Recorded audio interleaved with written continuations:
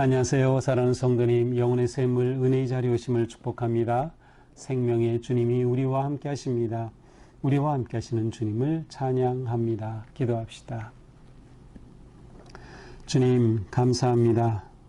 오늘도 주님의 말씀 앞에 저희들을 불러주시니 감사합니다.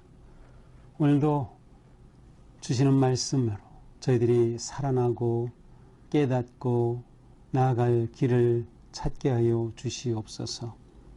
우리의 삶이 주님의 사랑과 은혜와 경고의 말씀에도 불구하고 주의 길에서 또한 이 세상의 유혹 가운데 무너지는 저희들의 부끄러운 모습을 용서하여 주시고 우리의 삶이 진정으로 하나님께 기쁨이 되고 영광이 되는 거룩한 삶이 되도록 오늘도 말씀으로 세워 주시옵소서. 예수님 이름으로 기도합니다. 아멘. 오늘 말씀은 예레미야 38장 1절에서 13절입니다.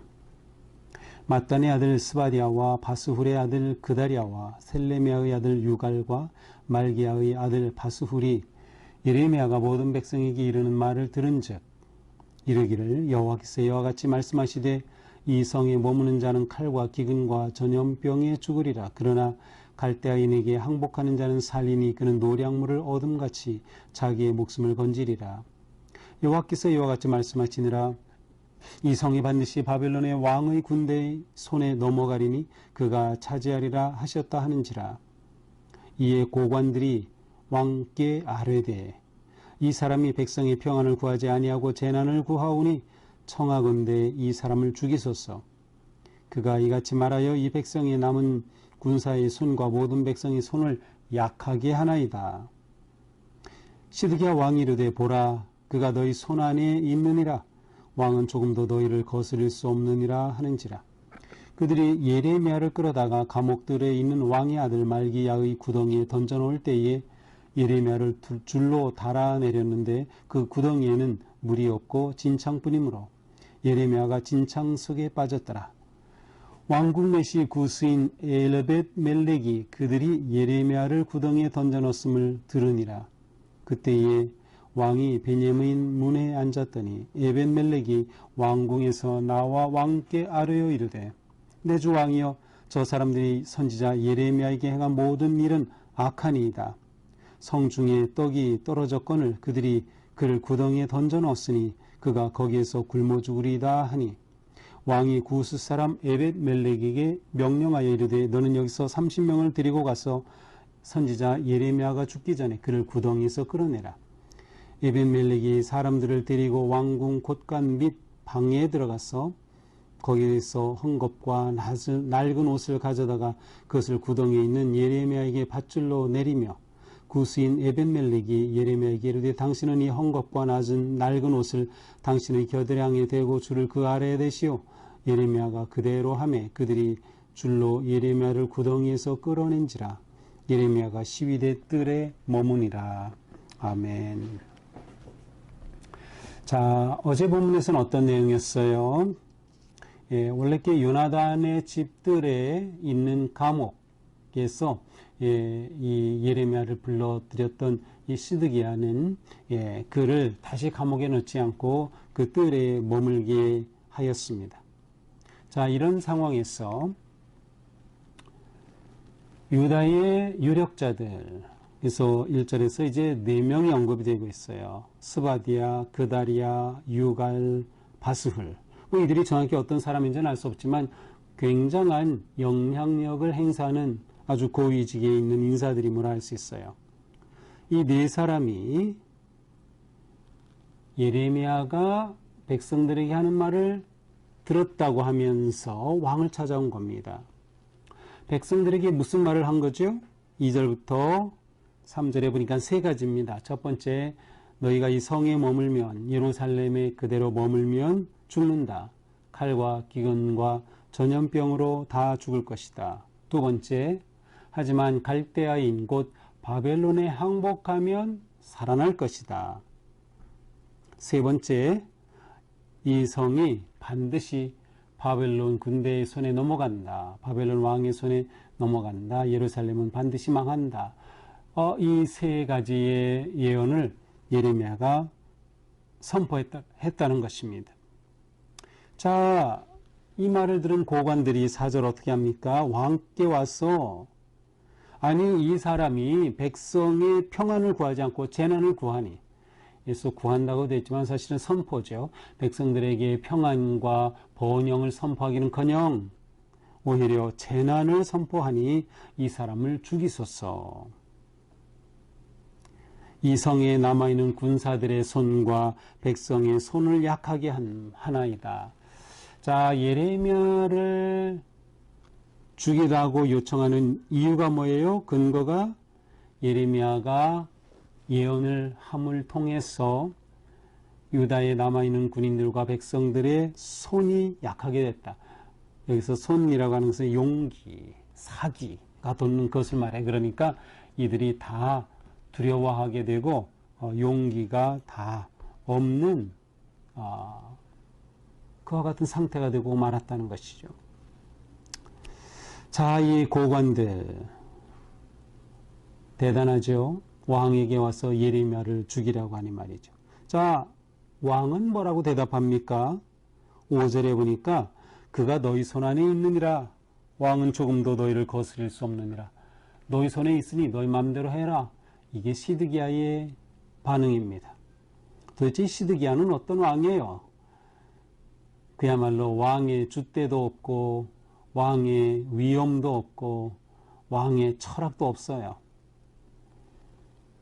기껏해서 예레미야를 하나냐의 감옥들에서 요나단의 감옥에서 건져다가 예레미야가 다시 넣으려고 할 때 거기 넣으면 나 죽습니다 하니 뜰에 두게 했다가 아니 이제는 또다시 감옥에 던지로 그냥 내버려두니 말이죠.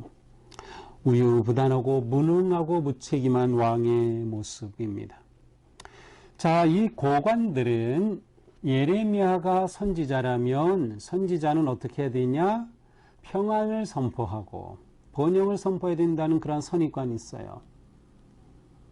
그러나 예레미야는 진정한 하나님의 말씀인데 그 내용은 그들에 대한 하나님의 심판이었던 것이 문제였죠. 그럼 이들은 진정으로 하나님의 말씀을 들으려고 하는 자들이 아니에요. 하나님의 뜻을 묻는 자들이 아니에요. 지금 나라가 절망의 위기, 이제 곧 망합니다. 이제 곧 망해요. 그런데 정신 못 차리고 있는 거예요. 하나님을 구하고 하나님을 찾고 우리가 어떻게 해야 살겠습니까? 그리고 진짜 선지자인 예레미야에게 우리가 살 길을 알려주십시오. 또 예레미야가 선포하는 말을 듣고 이것이 하나님의 뜻이구나 순종하기는커녕 자기들의 구미에 맞지 않는다고 예레미야를 죽이려고 하는 그들의 모습이에요. 그러니까 이 기득권자들은 그때나 지금이나 마찬가지인 것 같아요. 그냥 싸움이나 하죠. 자기들 현상 유지하고 어떻게 해서든지 자기들 권력 유지하려고 하지 진짜 백성들을 구하려고 하지 않죠. 진짜 백성들을 살리려고 하지 않아요. 참 나라가 망하는 때의 모습은 똑같은 것 같습니다. 자, 이렇게 되자 왕이 니들 마음대로 하라 하니까 그들이 예레미야를 끌어다가 감옥들에 있는 왕의 아들 말기야의 구덩이에 던져넣었어요. 말기야의 구덩이에 앞에 본문에서도 구덩이가 있었죠. 구덩이에 던져놨어요. 이 구덩이는 먼저 넣었던 그러한 요나단의 집에 있는 구덩이보다 훨씬 깊고 컸던 것 같아요. 그래서 그냥 던져넣지 못하고 구덩이에 넣을 때 예레미야를 줄로 달아내렸어요. 자, 그런데 이 구덩이는 어떤 상황입니까? 물이 없고 진창뿐이라 구덩이에 떨어졌는데 거기에는 진창이에요. 마실 물조차 없는 것이죠. 자, 이렇게 예레미야가 구덩이에 던져진 후, 그러니까 감옥에 던져진 후에 왕궁 내시 구스 사람 에벤멜렉이 이것을 알게 되었어요. 자, 여기 오늘 7절에 왕궁의 내시 하면 우리가 생각하기에 뭐라고 할까요? 왕궁에서 아주 그냥 허드렛 일 하거나 곁에 있는 그 정도가 아니라 여기서 내시는 굉장히 영향력 있는 그러한 고위 관리를 의미하는 단어입니다. 그런데 이 사람이 특별하게도 구스 사람이에요. 구스는 에티오피아입니다. 에티오피아 사람인 에벤멜렉이에요. 자, 근데 에벳 멜렉이라고 하는 이 단어 자체도 그냥 우리말로 풀면 왕의 종이란 뜻이에요. 왕의 신하라는 뜻이에요. 그러니까 에벳 멜렉이 실제 이름인지 아니면 신하인지 사실은 정확하지 않아요. 그러나 여기서는 에벳 멜렉이 이름인 것으로 번역이 되어 있죠. 자, 에벳 멜렉이 예레미야의 상황을 듣고 왕을 찾아옵니다. 왕은 이때 베냐민의 문에 있었어요. 왕이 어느 문에 있다. 그 문이 있는 곳은 어디에? 성문이 있는 곳은 소통의 자리, 재판의 자리, 또 백성들이 왕에게 나서 호소할 수 있는 그러한 자리였어요. 그러니 에벳멜렉이 왕에게 와서 호소하는 겁니다. 호소의 내용은 무엇입니까? 9절이죠.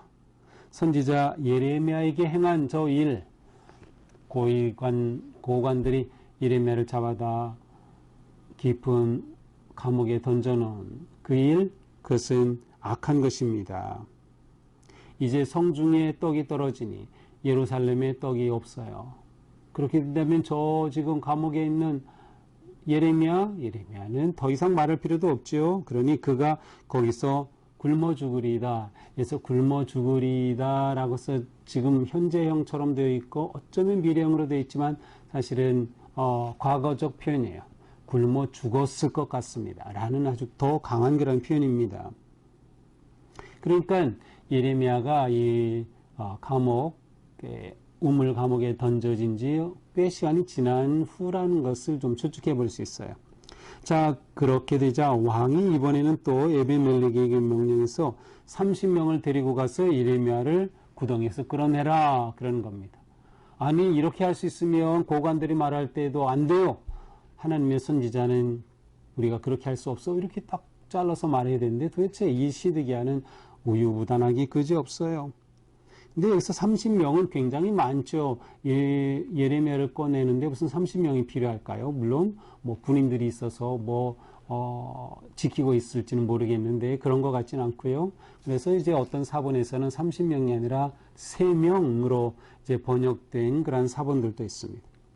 자, 구덩이에서 끌어내라. 그러니까 에벳멜렉이 사람들을 데리고 가서 곡간 밑에 들어가 헝겊, 낡은 옷 그런 걸 가지고 막 엮어가지고 줄을 만들었어요. 그래서 그것을 웅덩이에 달아 내린 거죠. 이렇게 밧줄을 내리면서 에벳멜렉이 예레미야에게 말하죠. 자, 여기에 이 줄을 내리니까 그것을 겨드랑이에 이렇게 딱 대고 묶어서 매고 꼭 잡으시오. 이렇게 말합니다.